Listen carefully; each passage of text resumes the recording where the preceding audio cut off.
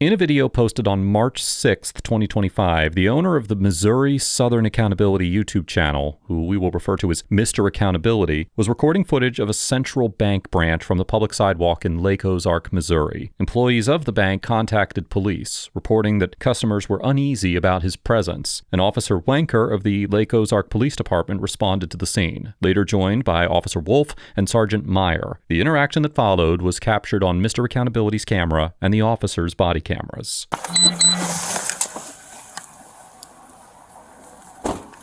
Hey, how we doing? How you doing? Pretty good. What we doing? If you don't mind me asking, is your body cam on? It is. Okay. Why do you have your gloves on? I always wear my gloves. Okay. Why you have a mask on? Do I not have the right to have a mask? Absolutely, but what are you doing filming the bank? Exactly what it seems like. For what? Is there not a First Amendment? There is a First Amendment, but you've got people concerned, so I'm just asking what you're doing. So my right to record as people concerned? So you enforce feelings? No, I'm just asking what you're doing. Why don't you enforce the law? Get your hands out of your pockets. Okay.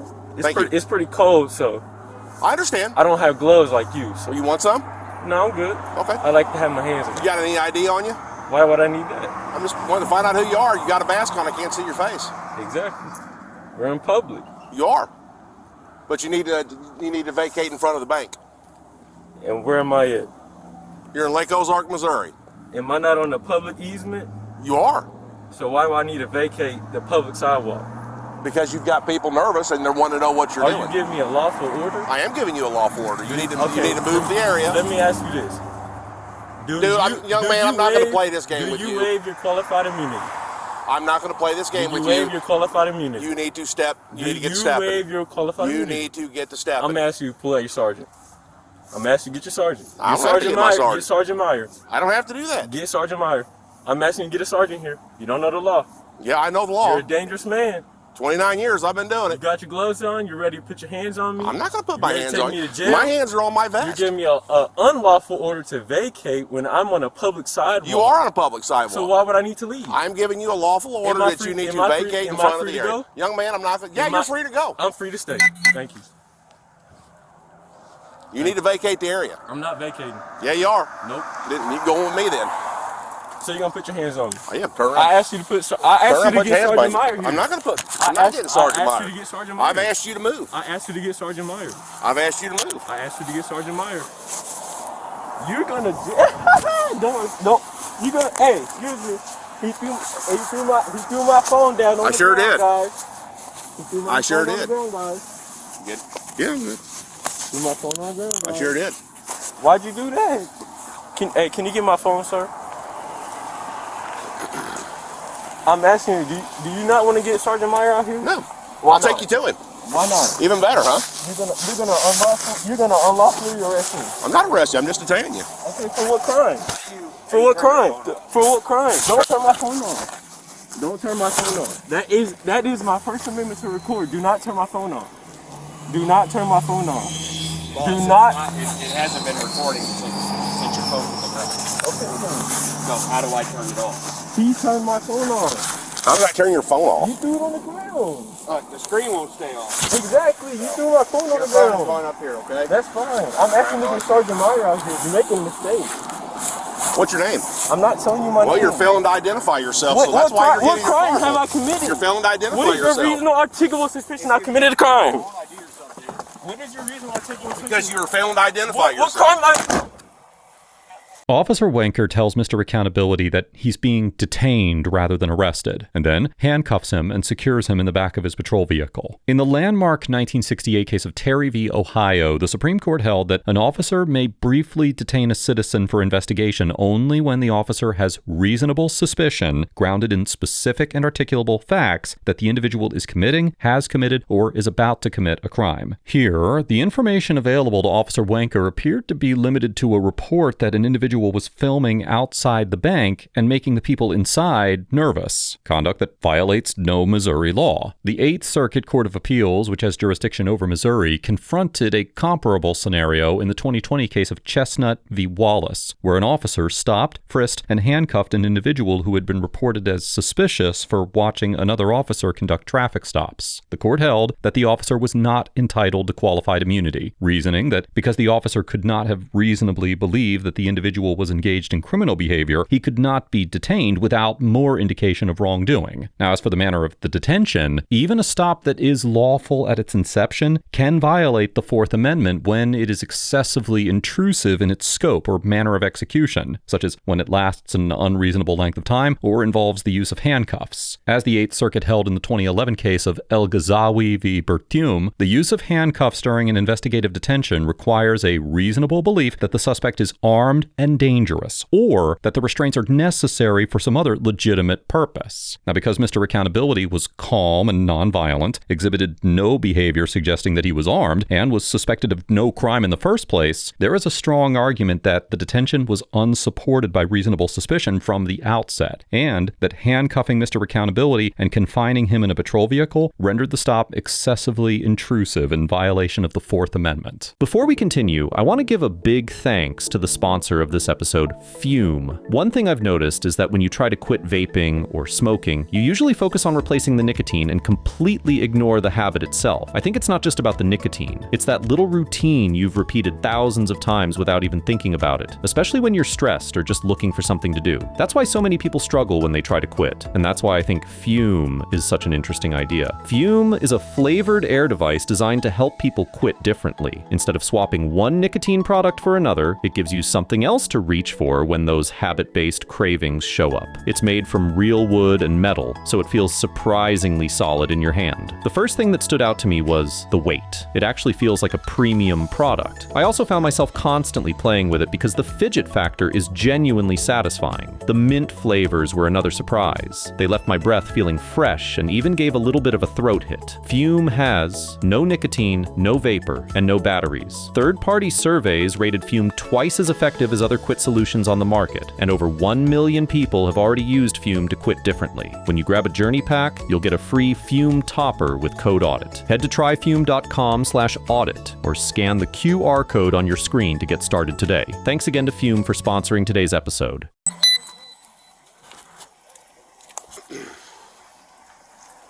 $708 Miller, I got one detained. Is this the same guy we dealt with? No. 708, 702. He'll never answer his radio. Let me call him. Good. Hey, can you come to Central Bank and see if you can identify this subject? He's been asking for you for the last 5 minutes. Had the plate light out that I cited. Yeah. He's been. So I know his name. I just can't think of it right now. Gave him an awful order to move out in front of the bank. He's got people nervous, and he's failing to identify himself, so there's no reason. You remember his name? You remember his name?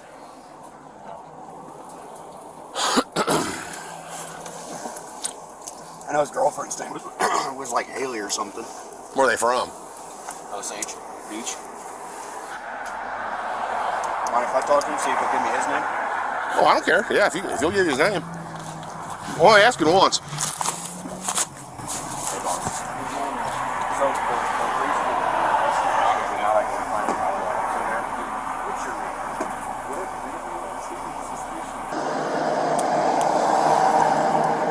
name? It is the same guy, though. I don't care if he's on a public sidewalk or not. It's 100% he's the same guy. I don't care if he's on a public sidewalk or not. They don't want him standing out in front of the bank, making people uneasy. And I asked him what his name was, and he refused a lawful order by giving me his name and moving down the road. Officer Wanker asserts that Mr. Accountability refused a lawful order by declining to move away from the front of the bank, while simultaneously acknowledging that he was standing on a public sidewalk. Section 210.450 of the Lake Ozark Ordinances makes it unlawful for any individual to willfully fail or refuse to comply with any lawful order or direction of any city police officer. This means that a violation of this order requires the officer to have actual legal authority to issue the order in the first place. Here, Officer Wanker directed Mr. Accountability to abandon conduct that the Constitution protects. In the 1988 case of Frisbee v. Schultz, the Supreme Court reaffirmed that public streets and sidewalks are traditional public forums, and that restrictions on expressive activity conducted there must be judged against the most stringent standards of constitutional protection. Furthermore, no Missouri statute prohibits filming or photographing property that is plainly visible from a public vantage point. And in the 2021 case of Ness v. City of Bloomington, the 8th Circuit Court of Appeals held that the acts of taking photographs and recording videos are protected by the First Amendment when they are a step in the speech process that ends with the dissemination of information, likening such recording to news gathering. Because Mr. Accountability was recording footage from a public sidewalk for publication on his channel, his conduct fell within that protection, and the discomfort of onlookers did not transform it into a crime. I wonder if his car's here. I don't know what he's driving. I do. This is simple. Give me your name. It's all you need to do.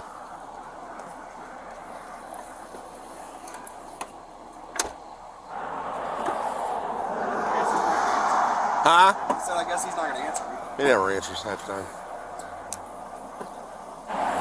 Did you go in and talk to the bank guys yet? See how long he's been out here? They said about a half hour. There's no rhyme or reason why.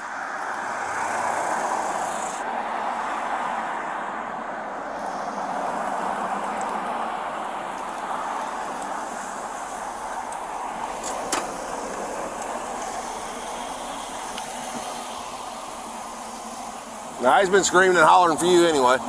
Says he knows you. That's what he said. He won't take his mask down. He won't tell me who he is. Is your body cam on? It is. Sergeant Meyer, what am I doing in You know his? I'm familiar with him. I don't remember your name right off my head, but What am I doing in cuffs? well, he detained you for his investigation. He couldn't tell me what crime I committed. You failed to comply with a lawful order. What I done crime- told you. what crime I have I told you committed? to get moving, and I What- told you to identify What yourself. crime have I committed? I just told you. Before you were here on the scene, what crime have I committed? None. Until Okay, you. so why do I have to ID myself? Because I gave you a lawful order to do so. I have Because not I'm committed investigating a on why crime. you're standing out here in front. You cannot articulate what crime I Okay. committed. All right. All right, let me get the. You can't articulate what crime I committed. Once you tell me who you are, you're going. Officer Wanker tells Mr. Accountability that he was required to identify himself because he was being investigated. While Section 84.710 of the Missouri Revised Statutes gives Kansas City police officers the authority to order individuals to identify themselves based on reasonable suspicion of criminal activity, that statute applies only in Kansas City, Missouri, and there was no other state-level so-called stop and identify statute. However, the Lake Ozark Ordinance that we discussed earlier in this episode, which makes it illegal to fail or refuse to comply with the lawful order of a city police officer, has been interpreted to require identification under certain circumstances. In the 2010 case of Hinesley v. City of Lake Ozark, the U.S. District Court for the Western District of Missouri construed the ordinance, which was then codified at a different section number but contained identical language. The court concluded that an officer had probable cause to arrest a citizen who failed to produce her identification after repeated demands, determining that her noncompliance constituted a willful failure to comply with a lawful order. Now, importantly, the Hinesley court reached that conclusion only after determining that the officer had reasonable suspicion to detain the citizen, and that the demand for identification was reasonably related to that investigation, which is what made the order a lawful one within the meaning of the ordinance. That limitation is consistent with the 1979 case of Brown v. Texas, in which the Supreme Court determined that citizens cannot be punished for failing to identify themselves to officers who do not have reasonable reasonable suspicion to believe that they're engaged in criminal conduct. Here, Officer Wanker likely did not have reasonable suspicion that Mr. Accountability had committed any crime, and being the subject of an investigation is not itself a substitute for that suspicion, as an officer's decision to investigate a report of lawful conduct does not generate the authority to detain or identify the individual being investigated. Accordingly, a court would likely conclude that Officer Wanker's demand for identification was not a lawful order, and that Mr. Accountability's refusal to provide his name was not a violation of the ordinance. That is the, I can figure his name out. Because what he was doing, he was standing here, he wasn't breaking any laws by being on the sidewalk. And I asked him, I said, hey, you've got people in here nervous. Would you mind stepping down the road for me? He goes, am I on a public easement? And I'm like, yeah. He goes, why is your gloves on? I said, I wear them all the time when I deal with people. And he goes, well, I ain't moving. I said, I'm giving you an order to get to stepping and identify yourself and pull your mask down. You ain't got to do that either. I said, okay, if you're not going to identify yourself, you're going back in my car until you identify yourself. But he wasn't breaking any laws. He's allowed to film all day long. Mm-hmm. Did they ever tell him to leave or anything? Or was he ever on? They're saying he was on the grass. Wolf's double checking, because if he was on this portion of the grass, that's technically theirs. That portion's not. Like I said, when I got here, he was standing on the sidewalk filming, which he's allowed to do. But he says he knows you. Well, he's done some video requests before. I know I can get his name. I know that. We haven't been a report or two. I just can't think of it right off my head. Wolf did a traffic stop on him here a while back. Yeah. But he's trying to find his name and he can't find it. Of course he locked it. Once he tells me his name, he's free to go. I got his name. As long if there's no crime from on their end. Then okay. I'll wait for Wolf to come back and then. We probably need to want to know if they're going to want to trespass him from here. But I'm not going to play the game coming back every 20 minutes either. Well, if he ain't on their property, then he's not trespassing. No, I know that, but I'm just saying. I mean on their end before we kick him.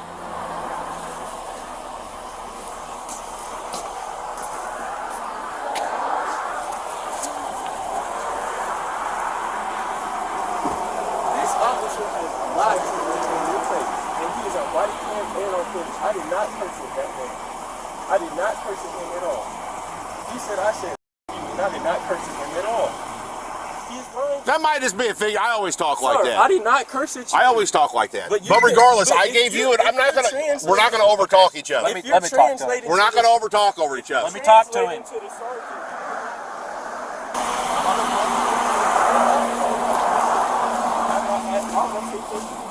I did not say that. I said. They're not going to do anything about it. They don't want him trespassed or anything. Then why did they call? I don't know. They said that they had customers coming in and coming through the drive-thru, coming on the call lines, saying that they felt unsafe and that he was, he didn't break any laws because he was on the sidewalk. Right, and saying that they were he was pointing at them, harassing them, and just doing all sorts of things, just basically pointing at camera and pointing at them. Oh, okay. So he hasn't done anything aside from not identifying. Yeah. So that's it. Okay. But Well, as soon as Meyer gets done, I'll cut him loose and we'll just play the game. Every 20 minutes we'll be back dealing with him.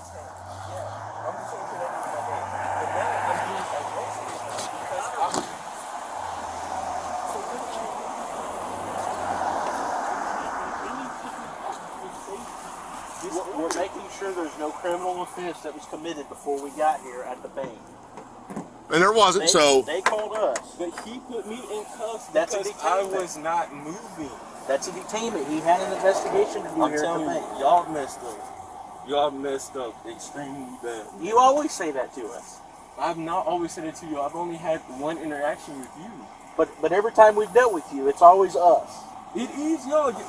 Officer Clayton Wolf does not know the law. He asked me where I get my logbook from. I said I don't have to identify myself if I'm a passenger in the vehicle. He tried to fabricate probable cause by saying I didn't have my seatbelt on when I in fact did on camera. Okay, so look. he couldn't get my ID and identify me, so he doesn't know my name. Now you don't know my name because you don't remember the public record request that I submitted. I just don't remember right off the top of my head. He doesn't know my name because I never gave my name and or ID. because I have not committed a crime.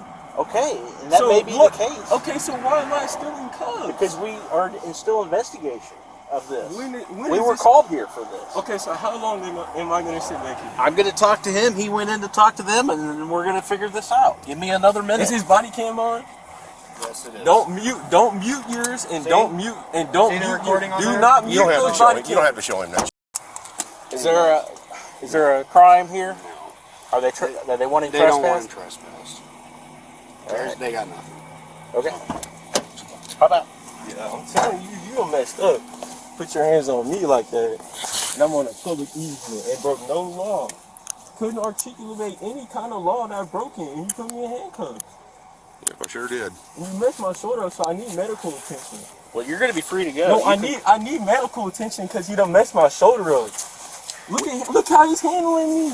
Just let him get the cuffs on. I'm relaxing. Look how he's handling me. Once he gets the cuffs off, no, I need medical attention. I can't even feel my hand. Call for a medical. I can't even feel my hand, bro. Okay, well, he's calling for EMS. Damn, bro. But you're free to go. But I can't even feel my hand. I need. Here you go. Here's your. I need an ambulance, man. He's calling for one. It's right this.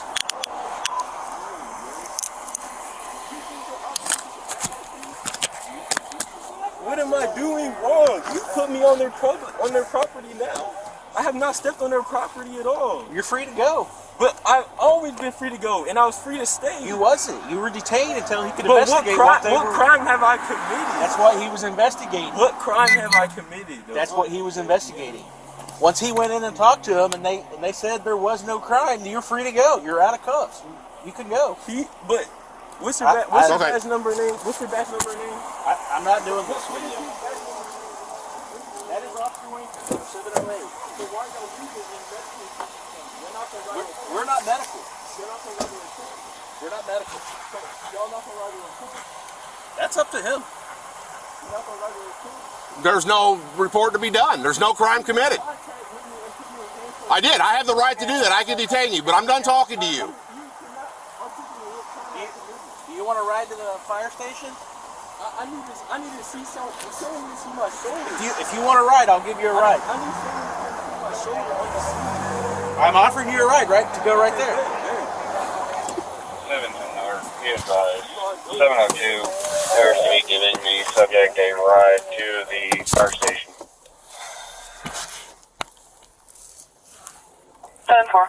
After Officer Wolf conferred with bank staff and confirmed that no crime had been committed, Sergeant Meyer released Mr. Accountability and informed him that he was free to go. As of the date of writing this episode, no further information is available regarding any complaint, disciplinary action, or litigation arising from this encounter. Overall, the Lake Ozark officers get an F for detaining, handcuffing, and confining Mr. Accountability without reasonable suspicion of any crime, for repeatedly asserting the false premise that responding to a call and conducting an investigation authorizes officers to detain and identify a citizen, and for maintaining a hostile and physically aggressive demeanor toward an individual who was engaged in entirely lawful activity. A detention must be justified by reasonable suspicion of criminal conduct before it begins, and the report that the officers received seemed to describe nothing more than an individual filming a bank from a public sidewalk, which is protected expression rather than a crime. Officer Wenker acknowledged this on camera more than once, conceding to both Officer Wolf and Sergeant Meyer that Mr. Accountability had broken no laws and was allowed to film from where he stood. And yet, he ordered him to leave, demanded his name, handcuffed him, and locked him in a patrol vehicle when he declined to comply. That sequence reflects an officer who's enforcing his own authority rather than any law. And the justification that the officers offered for it, that they were entitled to identification because they were investigating, that's a rule that simply does not exist. The initiation of an investigation confers no authority to police that the underlying facts do not support. And when the underlying facts describe lawful conduct, an officer's investigation cannot escalate to a detention absent reasonable suspicion of criminal activity. This interaction highlights the critical distinction between investigating a call and possessing the legal authority to detain. And it demonstrates how quickly an encounter deteriorates when officers treat a citizen's refusal to surrender his rights as an offense in itself. Now, Mr. Accountability, he gets an A A- for invoking the constitutional limits on the officer's authority, for declining unlawful demands without offering any physical resistance, and for remaining relatively composed under circumstances that would have provoked many citizens into escalation. From the opening moments of the encounter, Mr. Accountability identified the legal principles in play, noting that he was standing on a public easement, that filming from that location was protected expression, and that he was under no obligation to identify himself absent suspicion of a crime. When Officer Wenker escalated to physical restraint, Mr. Accountability submitted to the handcuffs without resistance, which is the advisable response to even an unlawful detention, as disputes over the legality of an officer's conduct, they're won in court rather than on the sidewalk. His persistent requests for a supervisor also proved to be the most effective decision of the encounter, as it was Sergeant Meyer's arrival that ultimately produced his release. That being said, Mr. Accountability's framing of his own legal position was imprecise, as he repeatedly demanded to know what crime he had committed, when the governing standard is whether the officers had reasonable suspicion that he had committed, was committing, or was about to commit a crime. This means that a citizen can be lawfully detained without having actually committed any offense at all. And Mr. Accountability's insistence on the wrong question, that gave the officers rhetorical room to talk past the actual defect in their conduct, which was the absence of any articulable suspicion whatsoever. Overall, however, I commend Mr. Accountability for having a strong comprehension of his rights, asserting them without aggression, and understanding that the appropriate response to an unlawful detention is composure and documentation, rather than confrontation. Thanks again to Fume for sponsoring this episode. Let us know if there is an interaction or legal topic that you would like us to discuss in the comments below. Thank you for watching, and don't forget to check out Audit the Court if you're interested in exploring the legal nuance beyond the body cam.